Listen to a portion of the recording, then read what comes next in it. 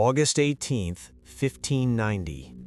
Governor John White steps off a small boat onto the shore of Roanoke Island off the coast of what is now North Carolina. He has been gone for 3 years. 3 years delayed by a war he did not start, on an ocean he could not control. He is coming home. His daughter is on this island, his granddaughter too, Virginia Dare, the first English child ever born in the Americas. She would be 3 years old today. August 18th was her birthday. White climbs the shore. He calls out. No answer. He walks toward the settlement. The homes are gone. Not burned, not destroyed. Dismantled. Carefully taken apart, timber by timber, as if someone planned to rebuild them somewhere else. There are no people, no bodies, no graves, no sign of struggle, no blood. Just one thing, carved into the wooden post of the palisade in rough capital letters: CROATOAN.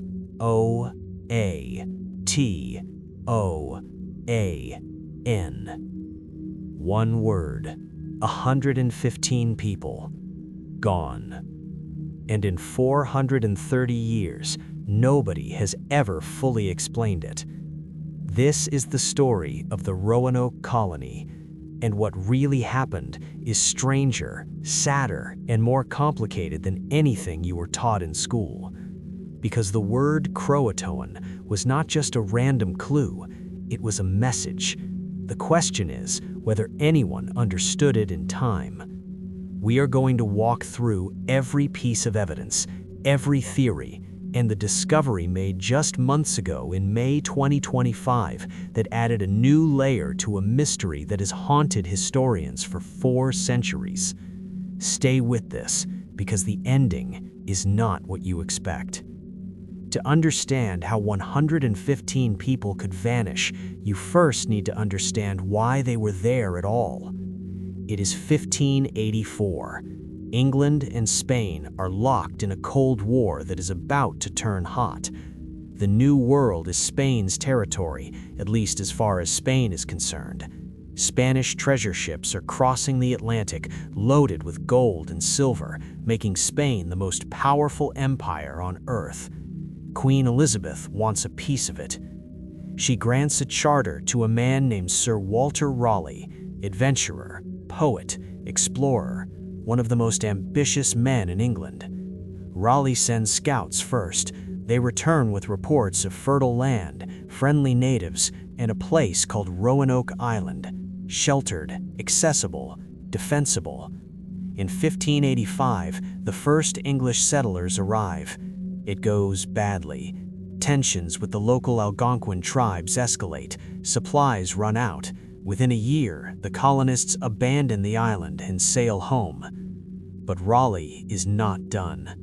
In 1587, he organizes a second, larger expedition. This time, 117 men, women, and children. Families. A fresh start. A real colony, not a military outpost. Leading them is John White, a skilled artist, a cartographer, a man who had been on the first expedition and survived. He knows this land. He brings his daughter, Eleanor, who is pregnant. They cross the Atlantic on a ship the size of a school bus, 10 weeks at sea. They arrived in late July 1587 on Roanoke Island, and almost immediately, things began to go wrong. Here is a detail most accounts leave out. The colonists were never supposed to land on Roanoke Island at all. Their original destination was the Chesapeake Bay, further north, better farmland, friendlier relations with native communities. But the ship's pilot, Simon Fernandez, refused to take them further. Historians still argue about why. Some say he was lazy, some say he had a private deal to get back to privateering in the Caribbean. Some say he was working against the colony from the beginning. Whatever his reason, he dumped 117 people on an island with a troubled history, abandoned them, and sailed away. They were already in the wrong place before the story even started. The colonists did what they could. They repaired the abandoned fort. They tried to rebuild relationships with the Croatoan people, one of the local native tribes who had been friendly on the previous expedition. They planted crops. They tried to survive. On August 18, 1587, Eleanor White gave birth to a daughter. They named her Virginia Dare, the first English child ever born in the Americas. She would be 3 years old today.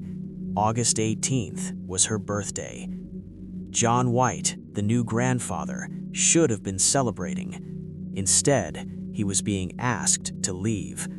The colonists needed supplies urgently: food, tools, medicine. They had arrived too late in the season to plant enough crops to last the winter. Someone had to go back to England. That someone was John White. He did not want to go. He knew how this looked: a governor abandoning his post, his daughter, his newborn granddaughter. He wrote later that he resisted the request, but the colonists insisted. He was the only person with enough influence in England to secure the ships and supplies they needed. So he left. He promised to return in a matter of months. He would not see them for 3 years. What happened next was not White's fault. Not entirely. He arrived in England in late 1978 to find the country in a state of controlled panic. The Spanish Armada, the greatest naval force ever assembled, was being prepared to invade England. Queen Elizabeth issued a decree: no ships could leave English ports. Every vessel in the kingdom was needed for the war. White was trapped. He tried everything. He secured a small ship and attempted to cross the Atlantic in 1588. Pirates attacked him. His crew was injured. He turned back. He spent 2 years watching the war, watching the seasons change, thinking about his daughter and his granddaughter on an island 3,000 miles away. He did not know if they were alive. He had no way to know. Finally, in 1590, he found passage on a privateering fleet. They stopped to attack Spanish ships in the Caribbean first, because of course they did. And then, 3 years after he had left, John White finally sailed back to Roanoke Island. August 18th, 1590, his granddaughter Virginia Dare's 3rd birthday. The first sign something was wrong came before he even landed. The crew spotted smoke rising from the island. White was optimistic. Smoke meant fire. Fire meant people. Fire meant life. But when they landed and followed the smoke, they found nothing, just a smoldering patch of grass, probably started by lightning. White's landing party moved toward the settlement. They found the palisade, the wooden fence the colonists had built for protection. It was intact, but the houses were gone, dismantled, not burned, removed piece by piece with care. White searched the area. He found some of his personal belongings, half buried and rusting: maps, books, armor, things he had left behind, damaged but there. And then he found the carving. On one of the posts of the palisade, Croatoan, and on a nearby tree, CRO. White did not panic, not at first, because he had left the colonists with an agreement. If they needed to move, they were to carve the name of their destination into the nearest post. If they were leaving under threat or in danger, they were to add a cross above the letters. There was no cross. Croatoan was the name of an island 50 miles to the south, home to the Croatoan tribe, the same people who had been friendly to the English on the previous expedition, the same people White had specifically listed as allies. To White, this was not a mystery. It was a message. They went to Croatoan. We need to go to Croatoan. He never got there. A hurricane blew in. The ships lost anchors. The captain refused to sail further south into the storm. They would wait out the winter in the Caribbean and return in spring, he said. They never came back. White died in England years later, never knowing what happened to his family. And the message on the post faded into history. Here is what nobody tells you about Croatoan. For 4 centuries, historians and filmmakers and novelists have treated that word as one of history's great mysteries, spooky, inexplicable, a single word with no explanation. But it was not mysterious at all to the people who carved it. It was a pre-agreed signal, a rational, calm decision made by people who were not panicking. They dismantled their homes deliberately. They took their belongings.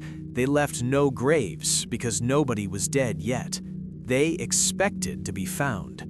The mystery is not what the word meant. The mystery is what happened after they reached Croatoan, whether they ever arrived, whether they survived once they did. The word Croatoan is not evidence of something strange. It is evidence that the colonists were organized, calm, and following a plan. The tragedy is that the plan required John White to come back, and nobody came. So what happened to them? Historians have argued 4 main theories for 400 years. Theory 1, massacre. The Jamestown colonists, who arrived in Virginia in 1507, received reports from a Native American chief that a group of people in his territory had been killed around the time his people consolidated power. Some historians interpret this as the Roanoke colonists, or at least part of them, being attacked and killed somewhere inland. But no physical evidence of mass death has ever been found. Theory 2, starvation or natural disaster. The Roanoke area suffered a severe drought between 1587 and 1589, one of the worst in 800 years, according to tree ring data analyzed by climate scientists. The colonists arrived with limited food, planted too late, and faced their first winter in a region experiencing near-famine conditions. Some historians believe they simply did not survive the first year. But again, no bodies, no graves. Theory 3, assimilation with the Croatoan. This is the theory with the most growing archaeological support. The Croatoan people were known allies. The colonists had traded with them, lived alongside them on the first expedition. Moving in with them, becoming part of their community, intermarrying, learning their language, was not just possible, but logical. Survival required it. By 1701, an explorer named John Lawson visited the Hatteras people on Hatteras Island and noted that several of their members had gray eyes, claimed European ancestors, and said some of their forebears had been able to read books. DNA research beginning in 2007 found potential European lineage in families who may have descended from the Croatoan people. Theory 4, they split up. The most widely accepted modern theory is that the colonists divided. Some went to Croatoan Island, some moved inland toward the Chesapeake area that had been their original destination. A 2012 examination of a map painted by John White himself revealed a hidden symbol under a patch, a marking indicating a fort or settlement location inland, previously concealed. The First Colony Foundation has been excavating that inland location and found 16th century English ceramics suggesting European presence. There is one detail that cuts through all 4 theories. No bodies were ever found, not on Roanoke Island, not on Croatoan, not inland, not anywhere. In the history of colonial America, failed colonies typically leave evidence of violent ends, weapons, burned structures, human remains. The Roanoke site had none of that. This was not a colony that was destroyed. This was a colony that left. In May 2025, archaeologists from the Croatoan Archaeological Society made a discovery on Hatteras Island, the same island the colonists were signaling they had moved to. Under a thick layer of historic refuse, they found 2 piles of iron flakes, hammer scale, the byproduct of blacksmithing. Here is why that matters. Native American communities in the Outer Banks area in the late 16th century did not practice ironsmithing. It was a European technology. If those iron flakes date to the period of the lost colony and radiocarbon dating of the surrounding layer suggests they do, then English settlers were working metal on Hatteras Island in the 1580s or 1590s, not visiting, working, living there. Kathleen Duval, a history professor at the University of North Carolina, said it plainly. The narrative makes sense. They could not survive on their own. They needed to move in with a native community. The Croatoans are the most likely. The hammer scale has not yet been published in a peer-reviewed journal. Debate continues. Some archaeologists want to see more: a Christian cemetery, structural remains, definitive European DNA. But for the first time in 4 centuries, the evidence points not to a mysterious disappearance, but to a remarkable survival. 115 people did not die on a remote island. They became someone else. They shed their English identity, learned a new language, adopted new customs, and lived in the community of the people they had called neighbors. Virginia Dare, born on August 18, 1587, may have grown up speaking Croatoan, may have married, had children, grown old on Hatteras Island, and no one from her world ever came back to find her. John White spent the rest of his life trying to get back to Roanoke. He never did. He died in England, writing in his final accounts that he trusted the colonists were safe with the Croatoan. He was probably right. The lost colony of Roanoke is not a story about people who vanished. It is a story about people who were left behind by a war, by circumstance, by the failure of one man to return in time. They adapted, they survived, they became part of something older and deeper than the English empire they had come to serve. Here is the question I want you to answer in the comments. If you were John White, if you had left your family on that island, would you have given up trying to get back? Or do you think he should have found a way, no matter the cost? Drop your answer below. I read every single one. And if this is the kind of history they never taught you in school, the dark, the strange, the stories that do not have clean endings, subscribe to Dark Histories. New video every week. The next one is darker than this.